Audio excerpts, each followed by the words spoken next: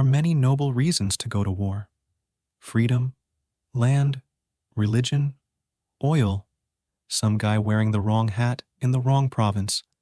But in 1859, the United States and the British Empire nearly got into a shooting war because of a pig. Not a special pig, not a royal pig, not a spy pig with tiny documents in his little pig backpack. Just a regular farm pig who looked at a potato patch and said, "This is mine now." To understand how this happened, we need to go to San Juan Island. San Juan Island is between what is now Washington State and Vancouver Island, Canada. Today, it is very pretty. People go there to look at water, trees, whales, and other rich person relaxation objects. But in the 1800s, it was basically a geopolitical group project where nobody read the instructions. In 1846, the United States and Britain signed the Oregon Treaty. The treaty was supposed to settle the border between American territory and British territory in the Pacific Northwest, and it mostly did that. The border would run along the 49th parallel, then through the middle of a channel near Vancouver Island, which sounds fine until you look at a map and realize there are two channels. There was Haro Strait on one side, there was Rosario Strait on the other side, and between them sat the San Juan Islands, politely waiting to become a problem. The Americans said, "Obviously the border goes over there, so the islands are ours." The British said, "No, no, obviously the border goes over there, so the islands are ours." And the islands said nothing, because they were islands. So both countries just kind of claimed the place at the same time. This is already a terrible idea. It is like two roommates both deciding they own the same couch, except both roommates have cannons.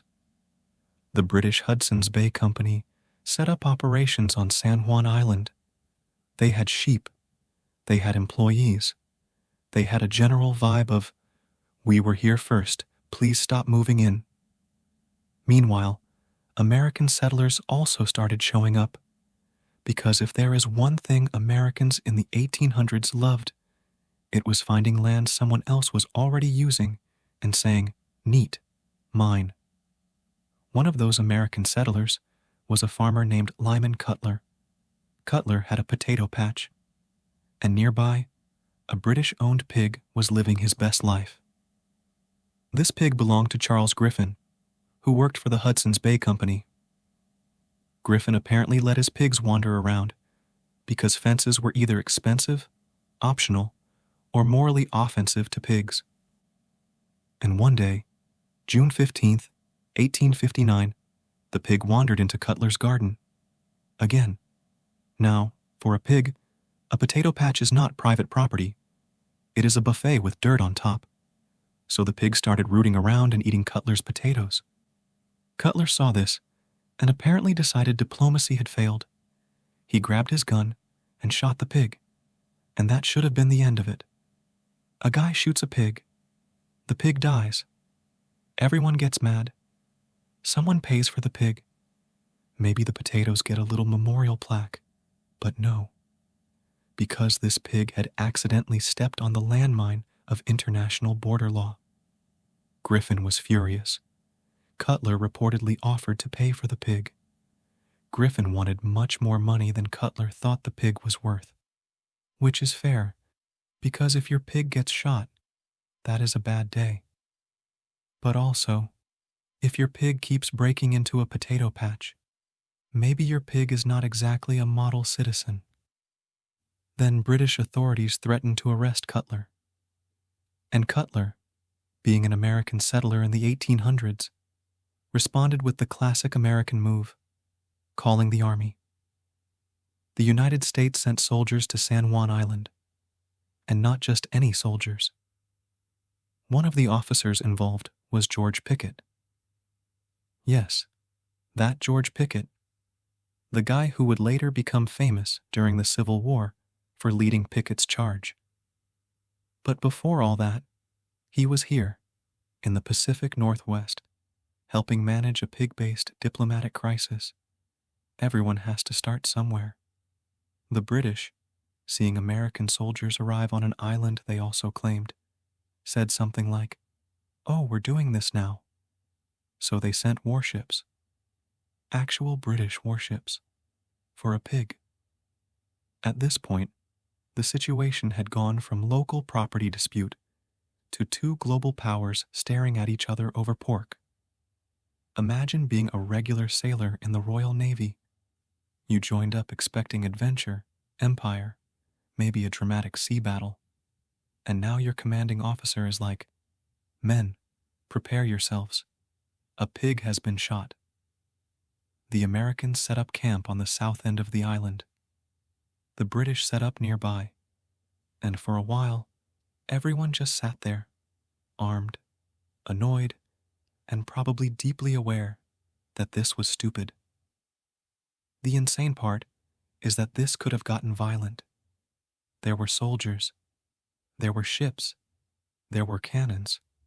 All the ingredients for a war were sitting there, except the war would have had the dumbest origin story imaginable. "Grandpa, what did you do in the pig war?" "Well, son, I defended the honor of root vegetables." Thankfully, the commanders on the ground were not complete lunatics. The British commander basically refused to start a war over a pig, which is one of those sentences that sounds obvious until you remember how history usually works. So instead of shooting each other, both sides stayed on the island. For years, the Americans had their camp, the British had their camp, and the two sides settled into this weird military roommate situation. They visited each other. They drank. They celebrated holidays. They played games. Basically, the pig war became less of a war and more of an extremely tense summer camp with bayonets. And the pig, the only actual casualty, was still dead. Eventually, the whole border dispute went to arbitration. Because apparently, after years of military occupation, someone finally said, "What if we asked a third party to read the map?" That third party was the German Kaiser. Because when you have a disagreement between Britain and America over a Pacific island, naturally you call Germany. In 1872, the decision came down. The San Juan Islands would belong to the United States. So America got the island. Britain got to leave. The pig got absolutely nothing. And that is the story of the pig war. A war with no battles, no human casualties, and one extremely unlucky animal who just wanted lunch. The whole thing is funny because it sounds fake, but it is also a perfect example of how history works more often than we want to admit. Big events do not always start with big reasons. Sometimes they start with bad maps. Sometimes they start with two governments refusing to say, "Maybe this paperwork is unclear." And sometimes they start because one pig looked at a potato patch and chose violence. So the next time someone tells you history is boring, remind them that the United States and Britain once nearly fought a war over a dead pig. And somehow, compared to the rest of human history, that was one of the more reasonable conflicts. If you enjoyed watching history turn into a badly drawn crime scene, hit like, subscribe, and tell me in the comments what weird historical nonsense I should cover next. And if you learned something today, I'm sorry. That was not supposed to happen.